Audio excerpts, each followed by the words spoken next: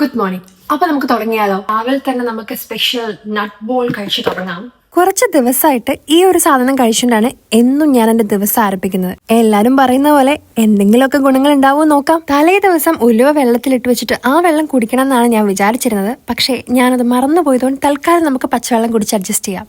ഇത് കണ്ടോ, ഇന്നലെ രാത്രി പൊട്ടിച്ച പ്ലേറ്റാ. മിക്ക ദിവസവും കഴുകാൻ മടിയായിട്ട് പാത്രം സിങ്കിലിട്ടിച്ചാ ഞാൻ കിടന്നുറങ്ങാറ്. ഇന്നലെ കുറച്ച് നല്ല കുട്ടി അയക്കാന്ന് വിചാരിച്ച് പാത്രം കഴുകുന്നതിനിടയ്ക്ക് കയ്യിൽ നിന്ന് തെന്നി താഴെ വീണ് പൊട്ടി. ഇതുകൊണ്ടൊക്കെയാണ് ഞാൻ നന്നാവാത്തത്.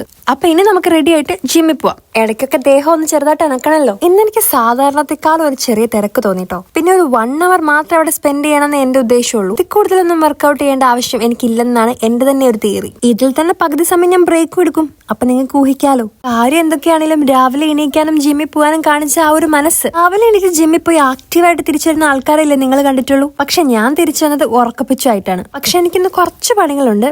അങ്ങനെ വന്നു കയറി ഫുഡൊക്കെ കഴിച്ച് ഞാൻ എന്റെ ക്ലീനിങ് പരിപാടികളിലോട്ടേക്ക് കടന്നു. കുറച്ച് ദിവസമായിട്ട് ഞാൻ ചിന്തിക്കുന്നതാണ് എന്റെ കിച്ചൺ ഒന്ന് ഡീപ്പ് ക്ലീൻ ചെയ്യണമെന്ന്. ഞാൻ ഏറ്റവും കൂടുതൽ വൃത്തിയാക്കുന്നതും അതുപോലെ തന്നെ വൃത്തികേടാവുന്നതും എന്റെ കിച്ചൺ മാത്രമാണ്. പക്ഷെ ഇങ്ങനെ ആർഭാടപരമായിട്ടുള്ള ക്ലീനിങ് അങ്ങനെ എല്ലാ ദിവസവും പറ്റത്തില്ല. അപ്പൊ അത് ഒരു ദിവസമേ ഓഫ് ഉള്ളെങ്കിലും ഞാൻ ചെയ്യാൻ നിൽക്കത്തില്ല. ആവശ്യത്തിന് റെസ്റ്റ് ഒക്കെ എടുത്ത് ഇപ്പൊ 2 ദിവസമൊക്കെ ഓഫുള്ള ദിവസമാണ് ഞാൻ ഇങ്ങനത്തെ ഡീപ്പ് ക്ലീനിങ് ചെയ്യാറ്. കുക്ക് ചെയ്യുമ്പോൾ ഞാൻ എപ്പോഴും ഡോറ് തുറന്നിടുന്നതുകൊണ്ടും പിന്നെ എന്റെ ഈ അടുപ്പും ഭിത്തിയും ഏകദേശം അടുത്തടുത്തായതുകൊണ്ടും ഞാൻ കുക്ക് ചെയ്യണ സമയത്ത് ഓയിലൊക്കെ തെറിച്ച് എന്റെ അടുപ്പും ഭിത്തിയും വൃത്തികേടാവാറുണ്ട്. അതുകൊണ്ട് എപ്പോഴൊക്കെ ഞാൻ ഡീപ്പ് ക്ലീൻ ചെയ്യുമ്പോഴും ഇത് രണ്ടും കൂടി എനിക്ക് ക്ലീൻ ചെയ്യണം. ഇന്നലെ എല്ലാം കുക്ക് ചെയ്ത് വെച്ചുകൊണ്ട് ഇന്നിനിപ്പോ എനിക്ക് അതിനെപ്പറ്റി ചിന്തിക്കേണ്ട ആവശ്യമില്ല. ഇനി കിച്ചൺ ഒന്ന് മോപ്പും കൂടെ ചെയ്ത് കഴിഞ്ഞാൽ എന്റെ പണി കഴിഞ്ഞു.